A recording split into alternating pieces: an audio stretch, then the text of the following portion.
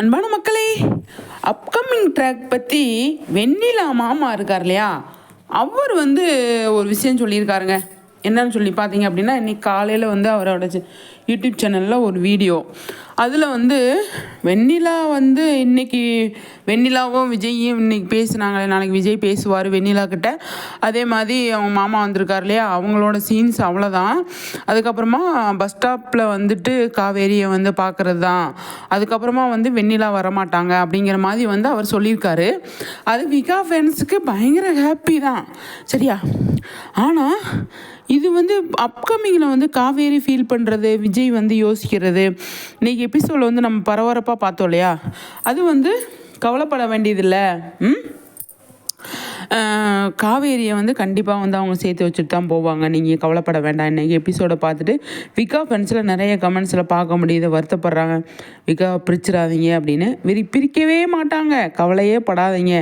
அப்கமிங்கை பற்றி நம்ம ஃபீல் பண்ண வேண்டிய அவசியமே இல்லை அப்படிங்கிறதான் என்னோடய பாயிண்ட்டு.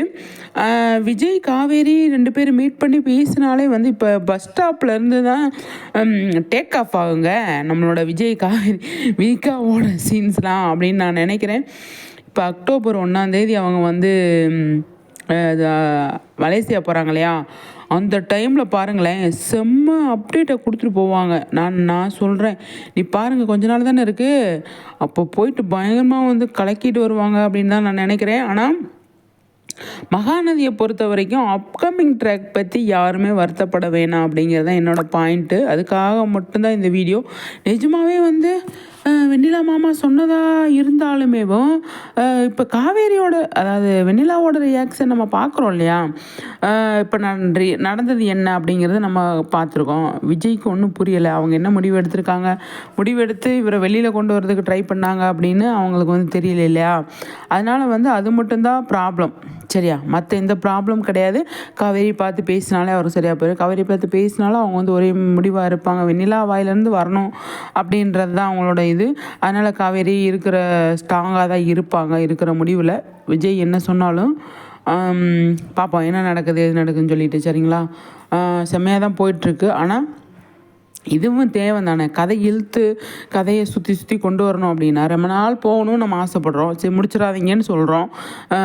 அதனால் நிறைய விஷயங்களுக்கு உள்ளே வச்சா தானே கதை இழுக்க முடியும். கரெக்டு தான்.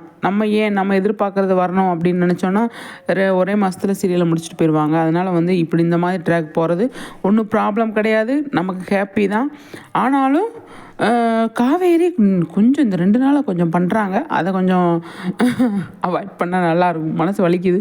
விஜய் பாவம் இல்லையா, விஜய் நிஜமாகவே அவருக்கு எதுவுமே தெரிய மாட்டேங்குது, இன்னசென்ட்டாக இருக்கார். அதனால் அவருக்கு எதுவுமே தெரிய மாட்டேங்குது. அவருக்கு புரிய வைக்கிறது காவேரி தான்.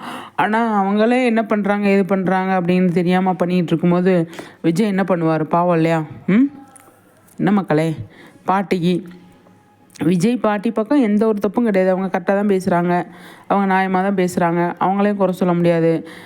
விஜய் இன்னைக்கு கேட்டதும் நல்லா தான் இருந்தது. தாத்தா மாதிரியே பாட்டி இருக்க முடியாது இல்லையா, 2 பேர் ஒரே மாதிரி இருக்க முடியாது.